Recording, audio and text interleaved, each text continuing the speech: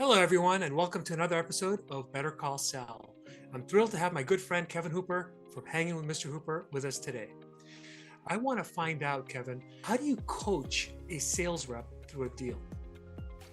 Well, this is really important because you can actually make or break a deal by how you interact with your sales rep and how you actually provide the coaching. If you're too inspection based, if you're too interrogative, if they feel like they're being interrogated, then you can actually take out a lot of the momentum. So I always go back to the strategy that I've established with a particular sales rep on a particular deal.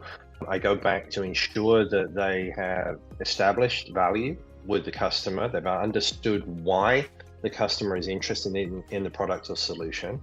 I talk them through how to establish a timeline, and then I work through with them by both asking questions and making positive, supportive suggestions about how to identify the deal committee, the people that are really making the decision, and what their motivations are, what metrics they're going to use.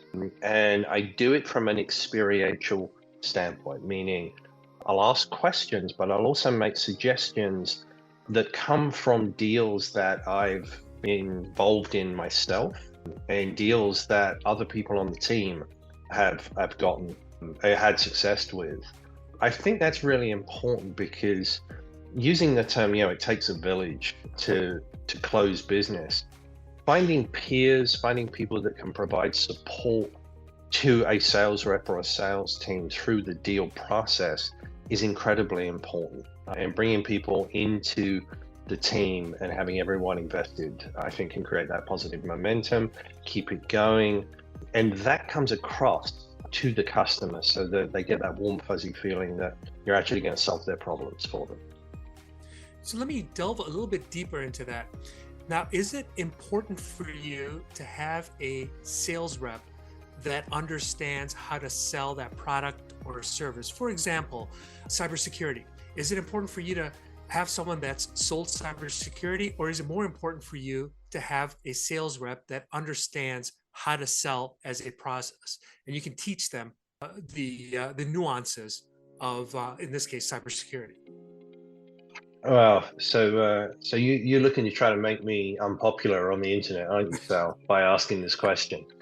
Yeah, I'm gonna come down with an opinion. Anyone who knows me knows that I'm gonna have an opinion on this. My view is, look, as long as you have broad brushstroke understanding of the particular solution area and the product set, I think it's more important to understand how to structure and interact with customers and progress a deal. Hopefully you've got solutions engineers, hopefully you've got product specialists that can support you in the details.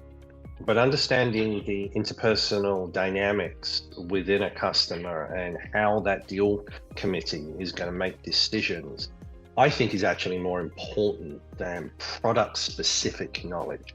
Now, don't get me wrong, Nirvana is having both. But if I was forced to choose, I would go with someone who has a long and successful track record on progressing deals and understanding how customers make decisions. Going to be unpopular on the internet and agree with you 100%. For me, I completely understand that the sales process is universal and it can be moved around from one vertical to another. Now, having the nuances for selling, in this case, let's say cybersecurity or selling services, it's nice to have, but it's a nice to have. I would much rather put my focus on someone that understands the sales process.